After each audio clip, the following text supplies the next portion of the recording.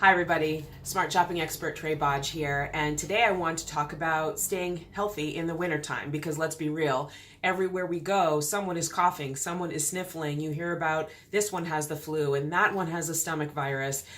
It's crazy out there, especially in the wintertime, and I just published a post on TrueTrae.com on my blog where I've interviewed Dr. Ken Red Cross, and that is actually his real name. He is this dashing and wonderful doctor who I ran into when I was doing a TV segment in Chicago. And he was doing a segment on this topic, and I was glad to hear that a lot of the things that I do at home are also things that he recommends to his patients and uses in his real life as well. So I thought that it might be helpful for me to share some of those tips here. You know that I travel a fair bit. I can't afford to get sick. And, when it really comes down to it, I get sick very, very, very, very infrequently.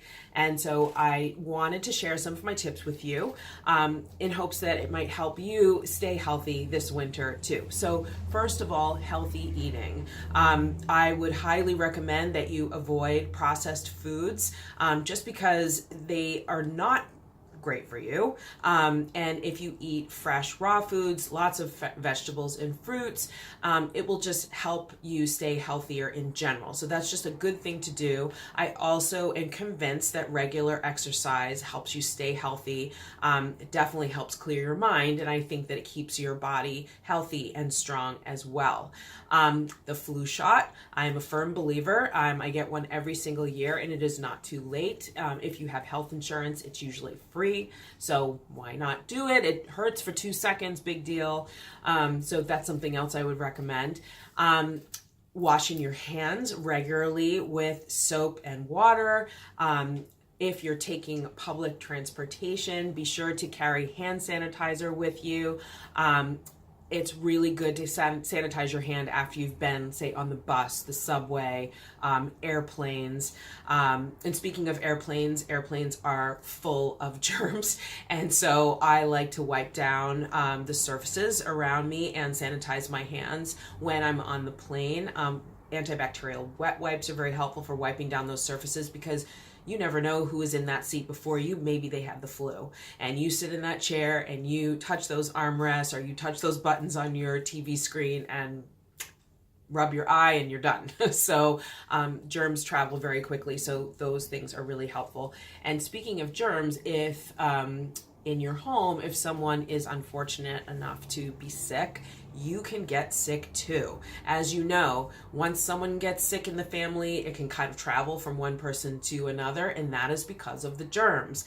And so really, really helpful to use antibacterial wipes on all the common surfaces, like your doorknobs, like your keys that you may be sharing between other people, on the steering wheel of the car, if you're sharing that with someone in the family, countertops, doorways, railings, anything that people are running their hands along as they're coming up and down the stairs, for instance, handles on the drawers and cabinets in the kitchen. Those are all what are called common surfaces. So try to just keep those clean as much as you can. I would wipe them down once a day if you've got someone in the house who is sick.